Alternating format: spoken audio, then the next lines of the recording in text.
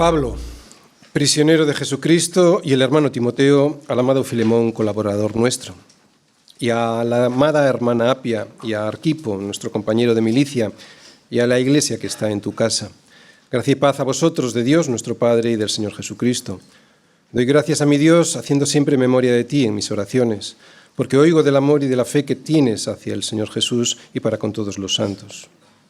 Para que la participación de tu fe sea eficaz en el conocimiento de todo el bien que está en vosotros por Cristo Jesús, pues tenemos gran gozo y consolación en tu amor, porque por ti, oh hermano, han sido confortados los corazones de los santos, por lo cual, aunque tengo mucha libertad en Cristo para mandarte lo que conviene, más bien te ruego por amor, siendo como soy Pablo ya anciano y ahora además prisionero de Jesucristo, te ruego por mi hijo Onésimo, a quien engendré en mis prisiones, el cual en otro tiempo te fue inútil, pero ahora a ti y a mí nos es útil, el cual vuelvo a enviarte.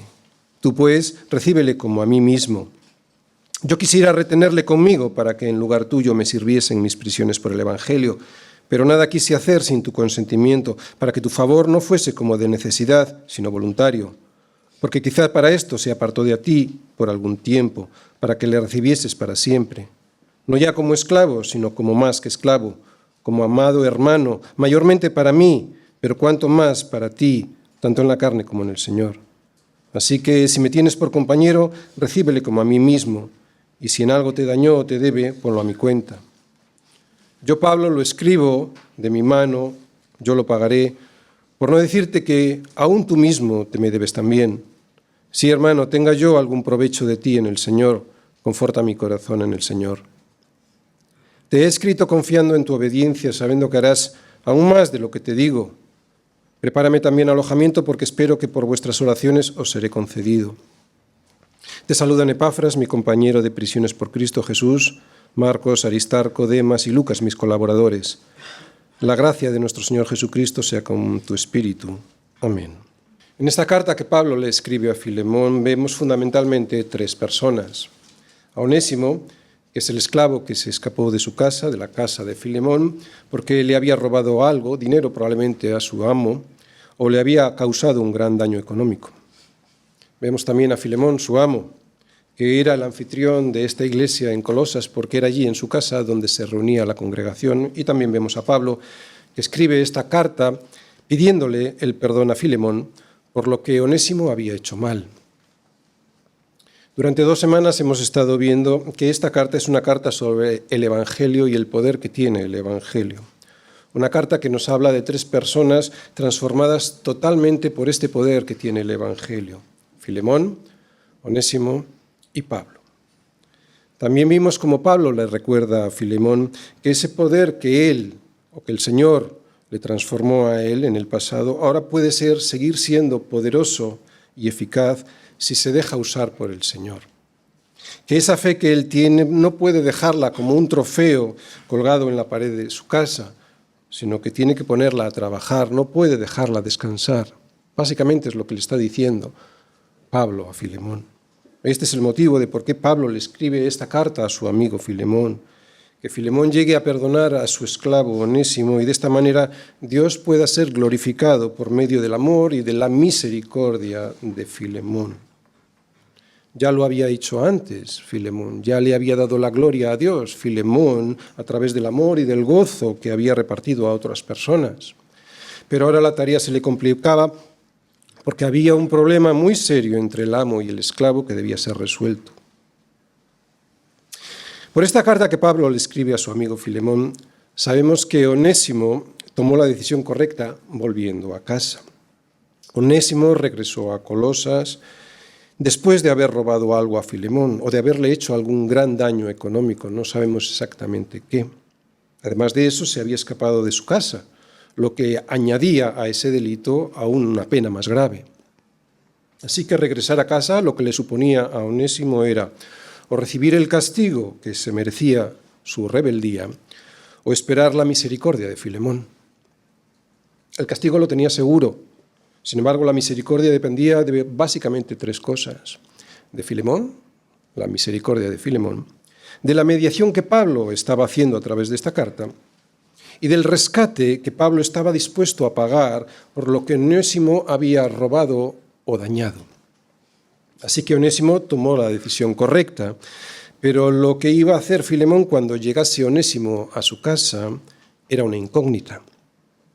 Por eso Pablo le escribe, para animarle a hacer lo que ya había hecho antes, que era, pues, acoger a mucha gente en su casa. Pablo conocía muy bien el corazón de Filemón, porque casi al final de esta carta nos dice que sabe que hará eso y aún más que eso. Pero Filemón necesitaba ser animado a seguir el mismo camino correcto que hasta entonces había seguido. Por eso vemos en esta carta cómo Pablo anima y ayuda a Filemón a tomar la decisión correcta. Bien, el domingo pasado vimos cómo Pablo hace esta labor de ayuda. Vimos a Pablo mostrando la soberanía de Dios en su vida, en la primera parte del versículo 1. Vimos también a Pablo haciendo partícipe de la solución que tenía que tomar Filemón, pero haciendo partícipes a su familia y a la iglesia. Versículo 1, segunda parte, y también el versículo 2.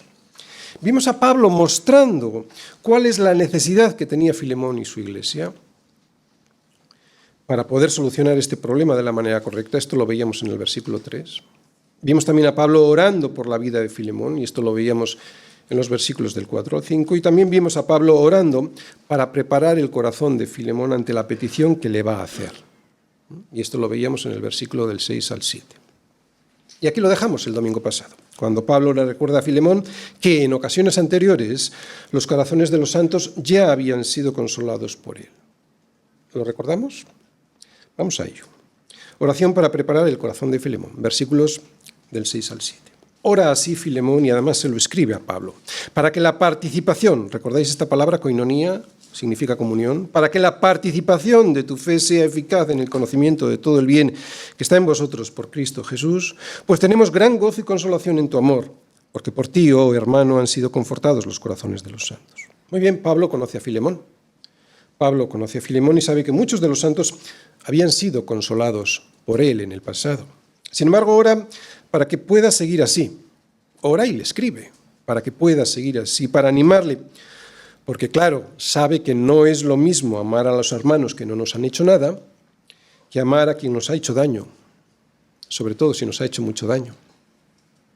Por eso Pablo ora por Filemón y le recuerda que ya había hecho lo que ya Filemón había hecho en el pasado, que confortaba los corazones de los santos. Y se lo recuerda para preparar su corazón, para que su corazón esté preparado con lo que va a tener que luchar cuando tenga que decidir si perdona o no a Onésimo. ¿Os dais cuenta? Está preparando el corazón de Filemón. Está recordándole lo que hasta entonces había hecho en el pasado, ¿no? Ora para que su fe, que se manifiesta, una de las manifestaciones de la fe es la manifestación de la comunión unos con otros. Ora para que esa fe que se manifiesta en la comunión con todos los hermanos, vuelva a ser eficaz. Por eso dice, para que la participación, la comunión, la koinonía, de tu fe sea eficaz. ¿Entendéis? Pablo ora para que todo el bien que ya está sobre él y sobre su iglesia, para que todo el amor, el gozo, la paz, la paciencia, la benignidad, la bondad, la fe, la mansedumbre, la templanza, que son frutos del Espíritu Santo, que ya estaban sobre ellos, ahora pueda seguir siendo eficaz con los de afuera. Y sabes, Filemón, uno de los que va a llegar de afuera es Onésimo. Pablo quiere que esa participación, volvemos a repetir, esa koinonía, esa comunión que ellos ya tienen los unos con los otros, ahora pueda seguir siendo eficaz. O sea, que siga teniendo fuerza, poder, energía, poder de lo alto, especialmente ahora que se va a presentar Onésimo en esa iglesia de Colosas. Pablo, con estas palabras de su oración, le recuerda a Filemón que lo que tiene en su casa no es un club social, en el cual él admite a quien considere, que lo que tiene en su casa es el cuerpo mismo de Cristo sobre la tierra, y que Onésimo también forma parte de ese cuerpo como un miembro más. Le está diciendo que los miembros de ese cuerpo los elige Jesús, y no él, Filemón, y que si Jesús eligió a Onésimo, la participación la koinonía, la comunión de su fe ha de ser eficaz con él también, como lo había sido hasta entonces con los demás que habían entrado en su casa, en su iglesia. Tenemos que recordar que Pablo está ayudando a un amigo a ser más como Jesús. Le está diciendo que esa fe que ya está en él y en toda su iglesia tiene que seguir teniendo fuerza, que tiene que seguir siendo poderosa, que tiene que seguir teniendo energía, que ha de seguir siendo eficaz, otra vez la palabra, y ahora con Onésimo, porque si no de poco vale. Por eso le anima. Le anima a que pueda soportar a Onésimo a llevar su carga. Le anima a perdonarle si tuviera alguna queja contra él. Filemón, de la manera que Cristo te perdonó, así también debes hacerlo tú. Por eso le recuerda lo que su fe ya había producido hasta entonces. Versículo 7. Pues tenemos gran gozo y consolación en tu amor, porque por ti, oh hermano, han sido confortados los corazones de los santos. Y esto, os recuerdo, es el versículo 7, lo pide justo antes de hacer la petición, o lo dice justo antes de hacer la petición de perdón para Onésimo. Bien, todo esto ya lo predicamos el domingo anterior, pero antes de ver cómo Pablo le ruega expresamente a Filemón que perdone a Onésimo, quiero observar el versículo 7, porque es ahí donde Pablo le ayuda, le anima a tomar la decisión correcta delante del Señor. Y es ahí, yo creo, en donde podemos aprender hoy algo más. Pablo le ayuda, le anima a tomar la decisión correcta con una sola frase, pero muy contundente. Él le recuerda cómo ha sido de eficaz su fe anteriormente. Pablo le dice, Filemón, todos aquí en Roma tenemos gran gozo y consolación en tu amor, porque por ti, oh hermano, han sido confortados los corazones de los santos. Filemón, así ha actuado el poder de Dios a través de tu fe en Cristo. Filemón, tu fe ha sido así de eficaz porque has puesto la mira en las cosas de arriba y no en las de la tierra. Y es aquí donde podemos aprender la primera lección práctica de la predicación de hoy.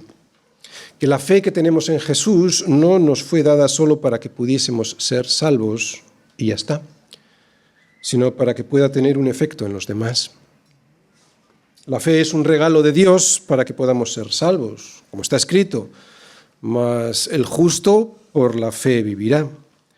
Pero esta fe puesta en Cristo y su obra redentora en la cruz produce otras cosas, además de nuestra salvación. Y lo primero que nos muestra Pablo de esta fe que salva es que Filemón, al poner sus ojos en Cristo Jesús, ha podido confortar, refrescar el corazón de los santos que han estado llegando hasta su casa.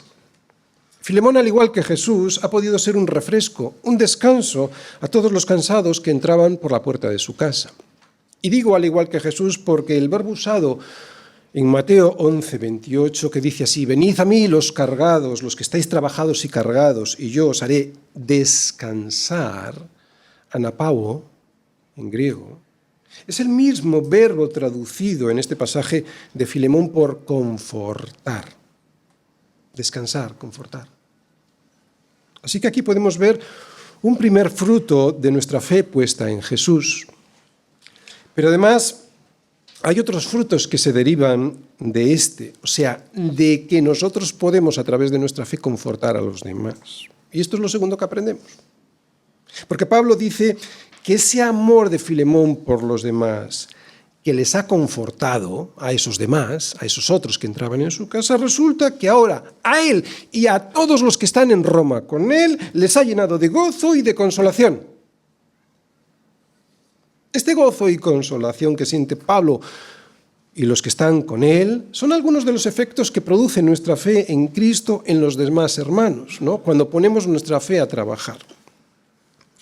A cualquier cristiano, y no hace falta que sea Pablo, ni tampoco que tenga un gran ministerio, a cualquier cristiano le produce gozo y consolación ver que el fruto de nuestra fe hace que otros encuentren el descanso que anhelan y no encuentran en este mundo que está caído, y lo encuentran en Jesús. Mirad, cuando alguien llega a Cristo por medio de tu fe, o sea, cuando alguien es usado como un instrumento por el Señor para que otros conozcan a Cristo, a los demás en la Iglesia ciertamente nos llena de gozo y consolación. Sí, el gozo se entiende muy bien y la consolación también la podemos entender muy bien. Fijaros, el gozo se entiende muy bien porque esa persona a la que has llevado a los pies de Cristo es alguien que ha salido de muerte a vida y además pues tenemos otro hermano con el que poder tener comunión en la Iglesia y eso produce gozo. Y la consolación también la podemos entender muy bien porque el ministerio de la reconciliación con Dios que nos ha sido dado a todos, o sea, presentar a Jesús a los demás para que se reconcilien con Dios, eso nos va a causar problemas en este mundo. Predicar el Evangelio de verdad causa problemas. Por eso necesitamos ser consolados por el Señor con nuevos hermanos en la fe. Y este consuelo del que habla Pablo se ve todavía más claro en él porque lo estaba realmente pasando mal en la prisión en Roma, ¿no? Por predicar el Evangelio. ¿Entendéis? Este gozo y la consolación de Pablo por Filemón, por la fe que producía Filemón, ¿entendéis? Así que la aplicación práctica que sacamos de estas palabras de Pablo es que debemos estar agradecidos al Señor por todo lo que hemos recibido, y este ya es el versículo anterior, por el conocimiento del todo el bien que está en nosotros por Cristo Jesús. Debemos estar agradecidos por todo el conocimiento del bien que hemos recibido en Cristo Jesús. Es que Pablo une todos los versículos de una manera increíble. Cuando tú estás agradecido por todo este conocimiento que trae el bien a tu vida, entonces eres una persona generosa con los demás. Cuando no eres agradecido, pues no. ¿Cómo vas a ser generoso si siempre estás refunfuñando? Otra vez, cuando eres alguien agradecido por todo este bien que el Señor ha derramado sobre tu vida, pues entonces eres la persona más generosa del mundo. Y claro, quieres compartir el Evangelio, pero a veces nos olvidamos o nos acostumbramos. Y no debiera ser, nos acostumbramos del bien que hemos recibido sobre nosotros. Y no debiera ser así, porque todos hemos sido llamados a confortar el corazón de los santos que llegan a la Iglesia o de aquellos que sin ser todavía santos, o sea, apartados por Él y para el Señor, lo pueden llegar a ser. Porque tenemos que tener algo muy claro, los santos los apartó para sí el Señor desde antes de la fundación del mundo, sí, pero nosotros no sabemos quiénes son. Por eso tenemos el deber de confortar los corazones de cualquiera que llegue a la Iglesia, o a nuestra casa, o a nuestro lado, y se nos suele olvidar. Si se te ha olvidado, o si te has acostumbrado a todo este bien que el Señor ha derramado sobre tu vida, recuerda que debieras tener permanentemente en tu corazón el mismo gozo y consuelo que cuando te convertiste. El mismo gozo y consuelo que recibiste cuando te convertiste. Es más, yo diría que más. Recuerda que tienes una herencia incorruptible en el cielo. Recuerda que te ha tocado la lotería. ¿Por qué? Porque tienes la vida resuelta. Aún más. Recuerda que tienes un futuro impresionante por delante. Un futuro que un incrédulo jamás tendrá ni podrá soñar. Y por eso recuerda, además, que tus pecados han sido perdonados. Por eso mismo recuerda, además, que todas las noches puedes dormir con la conciencia tranquila. ¿Te parece poco? ¿O te has acostumbrado? ¿Dormir sabiendo que tus pecados han sido perdonados? Estas y más son las razones por las que podemos confortar el corazón de los que tenemos más cerca. Por eso Pablo le dice a Filemón, estoy orando por ti y estoy orando por ti para que por medio de tu vida sigan ocurriendo estos milagros en tu casa y en tu iglesia. Filemón, puedes seguir creciendo. ¿Sabes por qué? Porque todavía te queda algo pendiente que hacer. Perdonar. Por lo cual, versículos del 8 al 14, por lo cual, aunque tengo mucha libertad en Cristo para mandarte lo que conviene, más bien te ruego por amor, siendo como soy Pablo ya anciano y ahora además prisionero de Jesucristo, Te ruego por mi hijo Onésimo, a quien engendré en mis prisiones, el cual en otro tiempo te fue inútil, pero ahora a ti y a mí nos es útil, el cual vuelvo a enviarte. Tú, pues, recíbele como a mí mismo. Yo quisiera retenerle conmigo para que en lugar tuyo me sirviese en mis prisiones por el Evangelio, pero nada quise hacer sin tu consentimiento para que tu favor no fuese como de necesidad, sino voluntario. El esquema de los siguientes versículos que hoy vamos a ver es el siguiente. Primera parte, a Pablo como abogado, versículos del 8 al 10. A Onésimo como el pecador que solicita el perdón, versículos del 11 al 13. Tercera parte, a Filemón como el amo que debe otorgar el perdón, versículo 14. Perdonar al que no merece el perdón, eso es una prueba para nuestra fe. Filemón 8 al 14. Primera parte, Pablo como abogado. Después de estar orando por ti, Filemón, por lo cual, aunque tengo mucha libertad en Cristo para mandarte lo que conviene, más bien te ruego por amor, siendo como soy Pablo ya anciano y ahora además prisionero de Jesucristo, te ruego por mi hijo Onésimo, a quien engendré en mis prisiones. Onésimo, el esclavo, se convirtió al Señor en Roma mientras Pablo estuvo preso en Roma. Y esto se deduce de estas palabras del versículo 10, a quien engendré en mis prisiones. Bien, con un vistazo superficial a estos versículos del 8 al 10, pareciera que Pablo intenta obligar a Filemón, pero Pablo no obliga a Filemón, porque si así lo hubiese querido hacer, así lo hubiese hecho.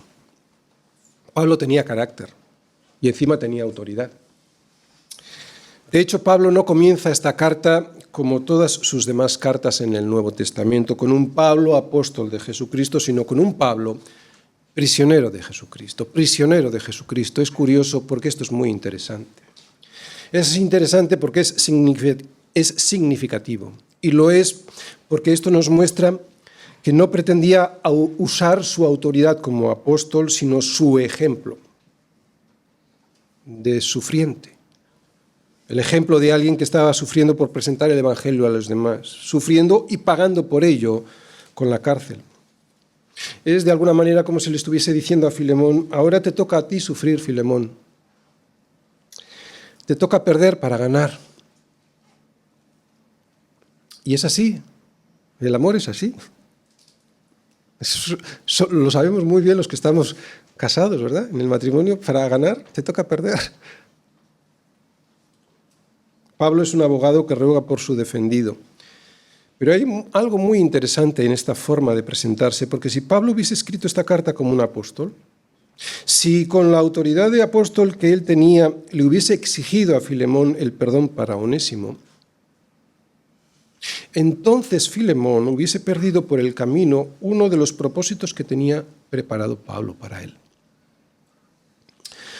Uno de los propósitos es evidente, se ve muy claro en esta carta, es el perdón para Onésimo. Pero otro de esos propósitos lo descubriremos más tarde en el versículo 14, cuando veamos a Filemón como el amo que debe otorgar el perdón. El propósito principal lo sabemos, solicitar el perdón. Pero hay un propósito oculto que no era para Onésimo, era para Filemón, lo veremos. Pero de momento nos quedamos aquí y es que Pablo le ruega el perdón de Onésimo y le dice que para ello tenga en cuenta su sufrimiento en la prisión y su edad avanzada, pero sobre todo le pide que lo haga por amor. No porque se lo merezca Onésimo. Pablo le pide que le perdone con el mismo amor ágape con el que el Señor perdonó a Filemón, un perdón que él tampoco merecía, Filemón, cuando se convirtió.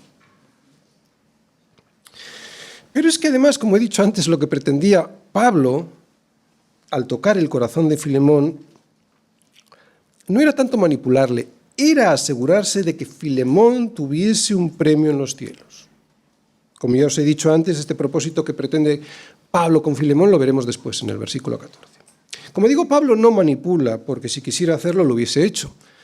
Lo que pretende Pablo al tocar el corazón de Filemón es asegurarse de que Filemón toma la decisión correcta y de que además lo hace por sí mismo, sin ser obligado por la autoridad de un apóstol.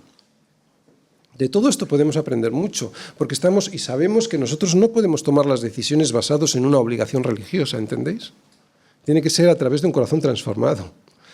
tiene que ser muriendo a nosotros mismos. ¿Entendéis por dónde va Pablo? Porque si no, no vale de nada. Es más, no lo podremos soportar en el tiempo, sostener en el tiempo esa decisión. Una cosa, no era muy seguro, no era muy probable que Filemón perdonase a Onésimo, así sin más, sin ser animado a ello y por los motivos correctos. Por eso Pablo le anima escribiendo esta carta. Y no es seguro que Filemón hubiese perdonado a Onésimo sin esta carta, porque es muy difícil perdonar a alguien que nos ha robado algo con mucho valor o nos ha hecho un daño irresoluble, o sea, que no puede volvérnoslo a pagar. Alguien que además se ha escapado de la ciudad para que no le podamos reclamar nada de lo que nos ha robado.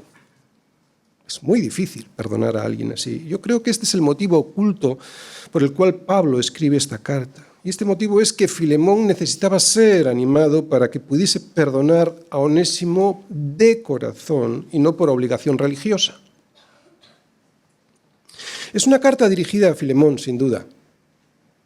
Pero al ser una carta que está en el canon del Nuevo Testamento, también es una carta dirigida a todos nosotros desde la eternidad para que podamos perdonar a los demás con el corazón y con los motivos correctos.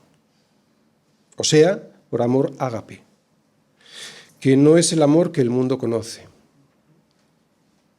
porque es un amor que viene del cielo. Ya sabéis que en griego hay varias palabras para definir el amor. Uno es ágape. Este amor no lo tenemos nosotros. Y por eso, porque viene del cielo, para saber cómo es y de qué va este amor, tenemos que ir a 1 Corintios 13. Lo que pasa es que hay una pega para poder entender lo que ahí dice. Y esta pega consiste en que hay que leerlo con una mente y con un corazón limpiados por la palabra y el Espíritu Santo. Si no, será imposible entender la profundidad de lo que es y en qué consiste este amor que viene del cielo. 1 Corintios 13, versículos del 4 al 8.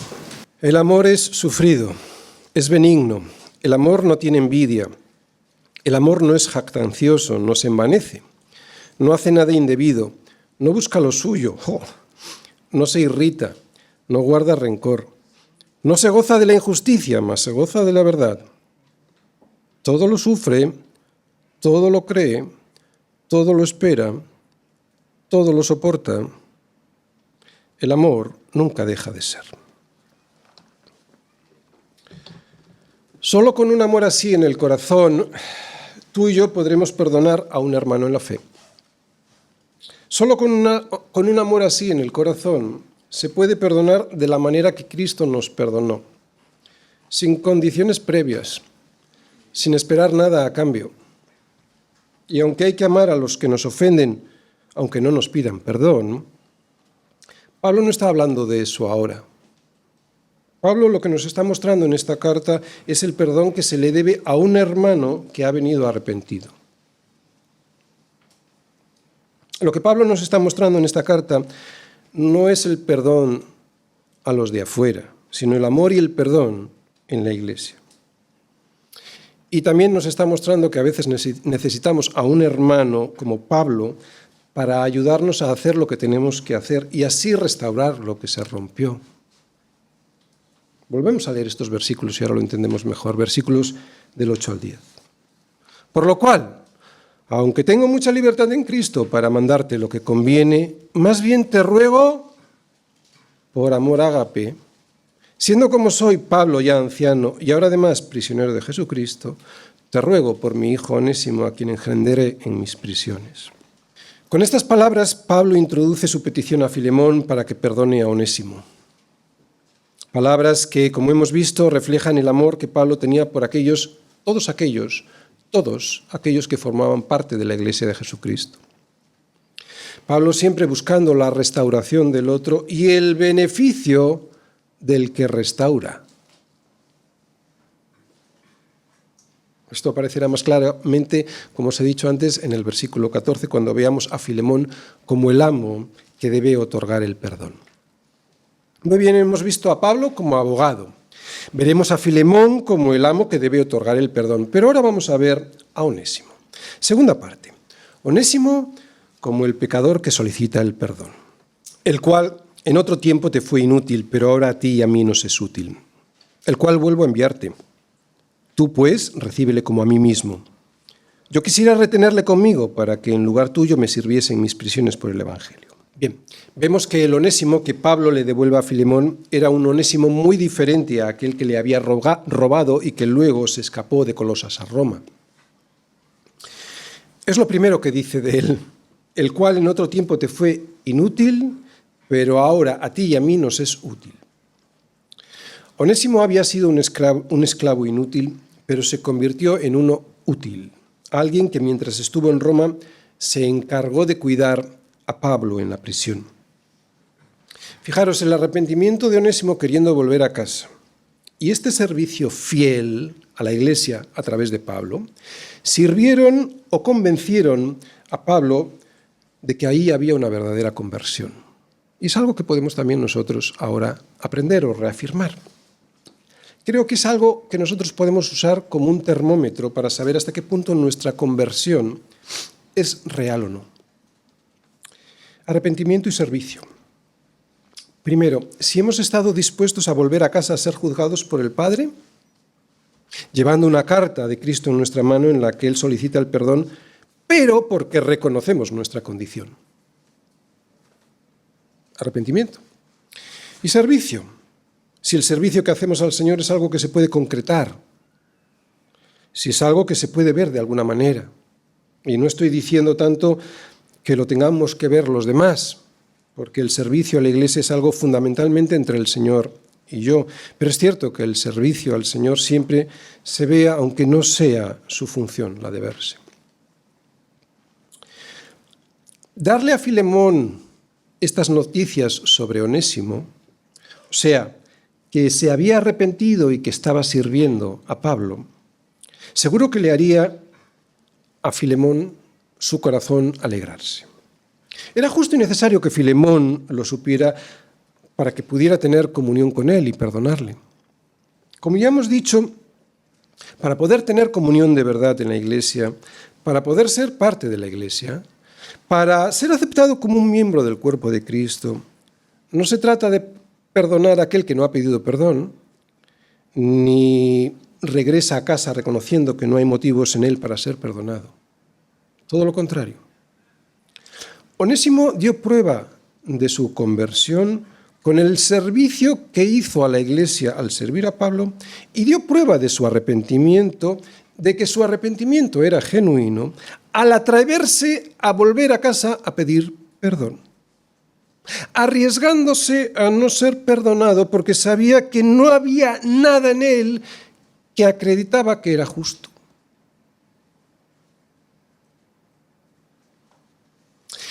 Es algo importante esto. Mirad, el arrepentimiento debe ser incondicional. Si alguien se arrepiente porque cree que Dios le va a dar algo, por muy piadoso que sea ese algo, entonces no hay un arrepentimiento genuino. Y eso pasa mucho en la Iglesia. Que alguien llega con una necesidad, pero no ve más allá de esa su necesidad.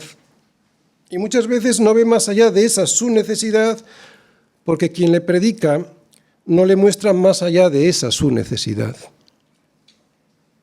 Entiéndase aquí la teología de la prosperidad que solo hace hincapié en el hombre y en sus necesidades, dejando a Cristo apartado del escenario como si fuese un simple sirviente que siempre está dispuesto a satisfacer mis necesidades.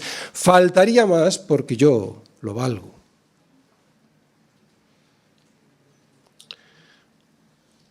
Ha habido gente que yo he conocido que se han presentado en la Iglesia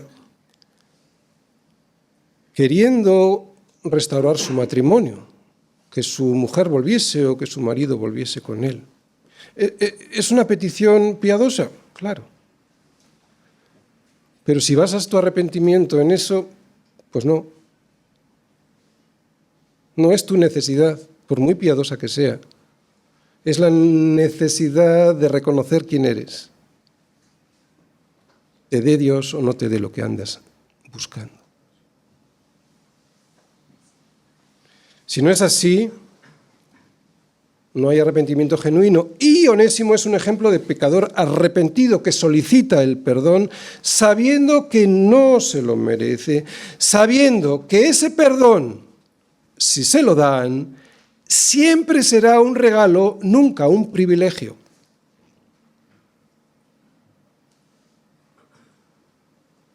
Porque yo lo valgo.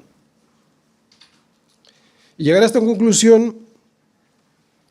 conclusión solo es posible si somos capaces de reconocer lo que la Biblia dice de todos los onésimos que hay sobre este mundo, que somos todos. Que le hemos fallado a Dios por no cumplir con nuestro propósito y que habiendo sido creados para serle útiles, resulta que nos escapamos de su presencia habiéndole robado previamente toda su gloria. Porque cualquiera que no reconoce a Dios como Dios, lo que hace es convertirse él en su propio Dios. Y eso es robarle a Dios. Y es que hay que tener algo muy claro en estos versículos. Que Pablo diga que Onésimo antes era un inútil y ahora diga que es alguien útil, no se está refiriendo al valor económico del trabajo que Onésimo hacía para Filemón. Es evidente que Pablo no se está refiriendo al valor económico que Onésimo hacía para Filemón, porque antes de que le robara a su amo y se escapara de Colosas, Onésimo sí le había sido útil económicamente a Filemón. A lo que Pablo se está refiriendo aquí con útil va mucho más allá de un aspecto económico. Pablo nos presenta a Onésimo como en realidad éramos todos nosotros antes en un sentido espiritual. Porque su vida, antes de encontrarse con Cristo, la de Onésimo, era una vida vacía, sin valor, una vida perdida, una vida inútil. Onésimo sin Cristo es un inútil porque no refleja el propósito para el cual fuimos creados, servir a Dios dándole la gloria a Él. Sin embargo, ahora es útil, no porque tenga más valor económico que antes, sino porque ahora puede reflejar la gloria de Dios al mundo. A ver, es Cristo quien le da el valor a nuestras vidas. Sin Cristo nuestra vida no vale nada. Todas nuestras vidas antes de ser encontrados por el Señor eran vidas inútiles. Puede que no a la luz del mundo, pero sí a la luz de la eternidad. Sin Él nuestras vidas, por mucho provecho económico que le podamos sacar, no valen nada. ¿Y sabes dónde mejor se ve esto? En un funeral.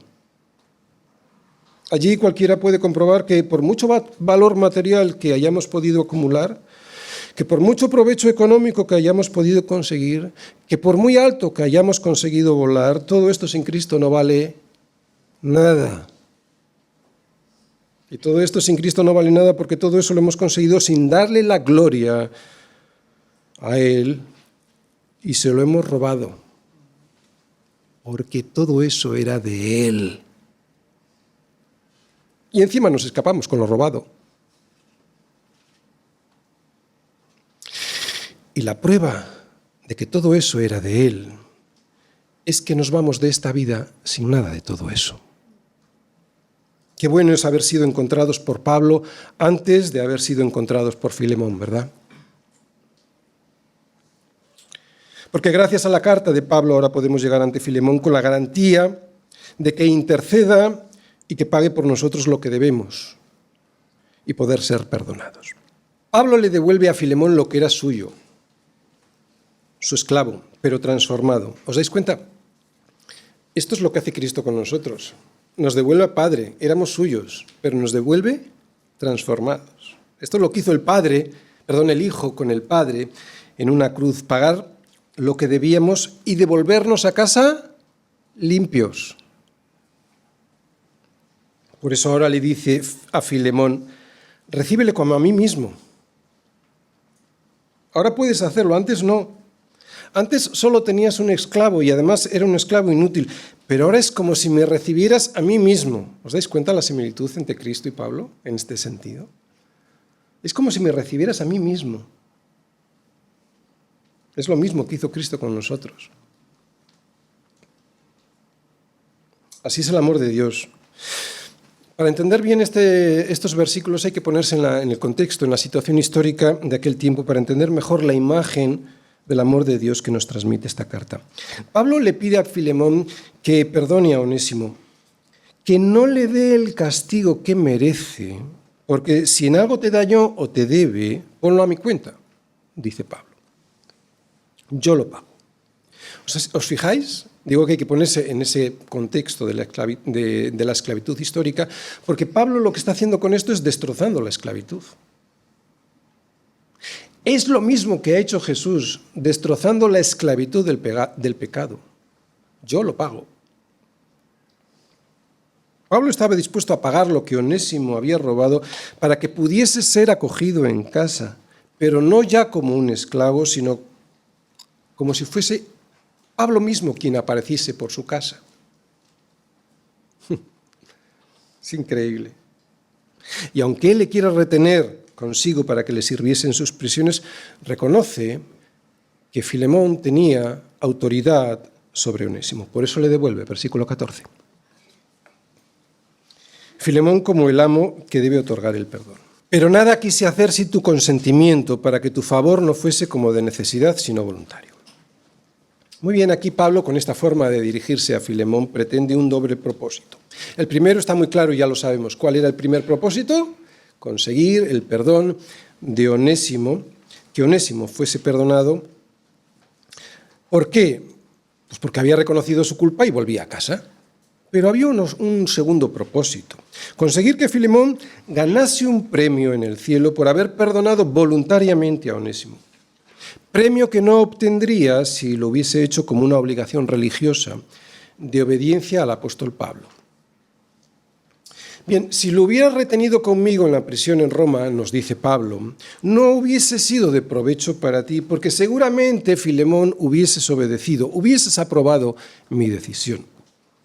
Por eso te lo envío, para que seas tú voluntariamente, libremente, el que ganes el privilegio de hacer con Onésimo lo mismo que hizo el Padre contigo, que te perdonó, el Padre que está en los cielos. No quiero que me obedezcas, quiero que lo hagas voluntariamente. Además, Pablo reconoce la autoridad que tiene Filemón sobre Onésimo. Por eso, en vez de darle una orden, le ruega por su perdón. Sabemos que Filemón podría, y además estaba en su derecho, juzgar con mucha severidad a Onésimo, pero también estaba en su potestad perdonarle, concederle el perdón. Pablo le sugiere que esta es la mejor decisión, que el perdón por amor a Cristo y por amor a su amigo Pablo, sería de gran bendición, de gran beneficio para Onésimo, para la iglesia en Colosas, para Pablo, pero sobre todo para él, para Filemón. Pero la decisión era suya y así de claro se lo deja Pablo. En la práctica y para nosotros, una cosa importante de hacer las cosas como conviene en el Señor es que no es lo mismo perdonar a alguien por obligación religiosa que hacerlo voluntariamente, de corazón. ¿Vale? Esto implica morir constantemente a uno mismo. Y no es lo mismo, primero, porque hacer las cosas por rito u obligación no produce ningún rédito en los cielos, y segundo, porque los vínculos que se establecen después de perdonar a alguien de esta manera son mucho más fuertes si el perdón es voluntario que si se hace como una obligación de tengo que hacerlo porque la Biblia me dice que tengo que hacerlo. Y esto es lo que probablemente Pablo también pretendía, que las relaciones que en el futuro iban a tener Filemón y Onésimo llegaran a ser más fuertes si el perdón que estaba pidiendo era concedido voluntariamente. ¿Entendéis? No iban a ser las mismas relaciones entre Filemón y Onésimo si él hubiese perdonado obligatoriamente a Onésimo. Además, y volviendo al versículo 7 que vimos en la introducción de esta predicación, si Filemón lo hacía así, voluntariamente, Pablo y todos los que estaban con él en Roma tendrían, ¿recordáis?, gran gozo y consolación en su amor, porque por ti, oh hermano Filemón, podríamos poner aquí, porque por ti han sido confortados, en este caso, confortado el corazón de Onésimo. Si lo haces así, voluntariamente, aquí vamos a sentir gran gozo y consolación. Gozo y consolación son regalos que el Señor otorga a su Iglesia cuando voluntariamente nos reconciliamos los unos con los otros.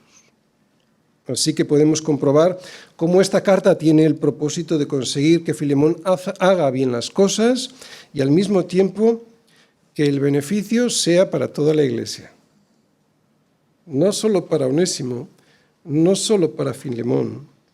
Habría gran gozo y consolación para todos. Termino. Perdonar al que no merece el perdón, sin duda siempre será una prueba para nuestra fe. Nadie lo esconde. Yo no lo hago. Ni siquiera Pablo lo hace. Porque en esta carta queda patente esa dificultad. Mirad, si Pablo pensase que perdonar sería fácil, y sabiendo del amor y de la fe que Filemón tenía hacia el Señor y hacia todos los santos, entonces, ¿para qué le iba a escribir a Filemón en los términos en los que lo hace? Esto a mí me anima, porque ya no me veo como un bicho tan raro. Pablo no le dice a Filemón que no sería salvo si sentía esta lucha para perdonar a Onésimo. Las pruebas que Dios le pone a nuestra fe no son para tumbarla, son para fortalecerla. Y saber esto me anima, porque claro, yo también tengo esas luchas. Debo saber que perdonar a mi hermano significa un gran esfuerzo, sobre todo si me ha hecho algo grave. Pero este esfuerzo nunca ha de ser en la carne. Este esfuerzo debe ser hecho en el espíritu, nunca en la carne como una obligación religiosa. Como digo, debe ser un esfuerzo en el espíritu. Y es que morir a mí mismo y a mi orgullo siempre es un esfuerzo, en el espíritu, claro. Fijaros, cuando Jesús me dice, si alguno quiere venir en pos de mí, niéguese a sí mismo, tome su cruz cada día y sígame. Lo que me está diciendo es que tengo que morir cada día en esa cruz a mí mismo, a mi orgullo. Y eso solo es posible hacerlo en el espíritu, no en la carne. ¿Entendéis? Cualquiera que lee estas palabras del Señor no está pensando en crucificar su cuerpo para seguir al Señor. Eso sería ¿qué? Ascetismo. En el pasado muchos lo han hecho.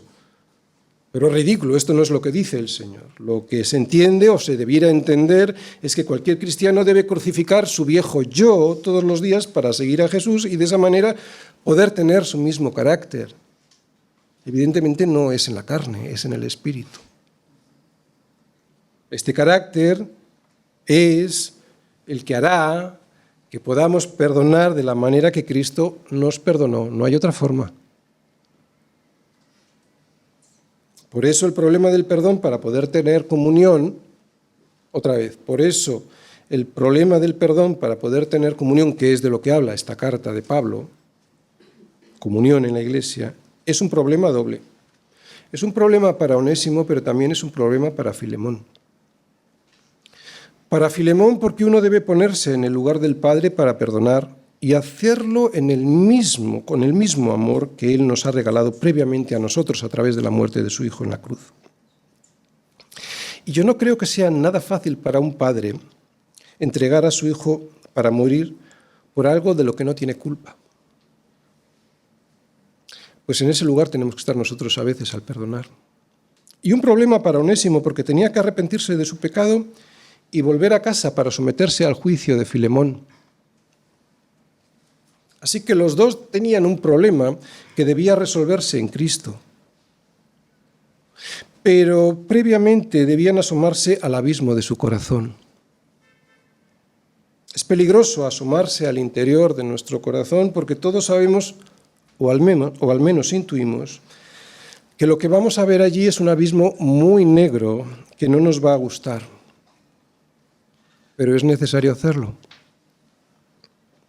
El diablo lleva diciéndonos desde el principio que nos libraremos del mal si miramos para otro lado.